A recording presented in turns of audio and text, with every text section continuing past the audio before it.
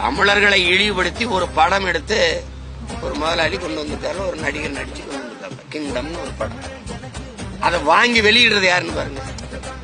திரையரங்கெல்லாம் யாரு? எப்படி இருக்கு? உனக்கு கதை இல்லையா? கதை இல்லையா? எடுக்கிறது இல்லையா?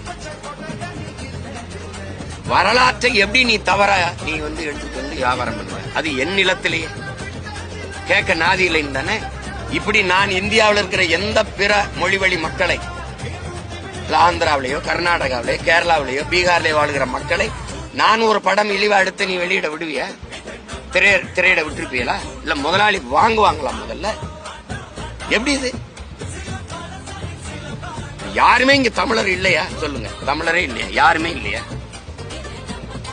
தமிழர்கள் திரையரங்கில் தான் ஓடுது.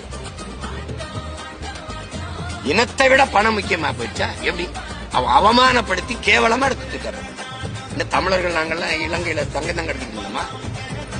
போதைப் பொருள் தான் கடத்திட்டு இருந்தோமா? சிங்களர்களுக்கு எதுவுமே செய்யல. அந்த தமிழர்களை ஈழத்தமிழர்கள் அவர்கள் தான் அடிமைப்படுத்தி வச்சிருந்தாங்க. அவங்க தான் கொடுமைப்படுத்தினாங்கன்னு எழுதுனா உனக்கு வரலாறு தெரியல. இல்ல எதுக்கு தோடுற? எதுக்கு தோடுற? மலையம் எங்க இருக்கு? யாழ்ப்பாணம் எங்க இருக்கு? ஈழத்தமிழ் மக்கள் வாழ்கிற போய் இங்க மலைய மக்கள் இந்தியா வம்சத்தினர் கண்டினியூ ஊர் வழியால போய் தேயிலை தோட்ட தொழிலாளர்களா போனோம். அதன் தங்கம் கடத்துறான்ற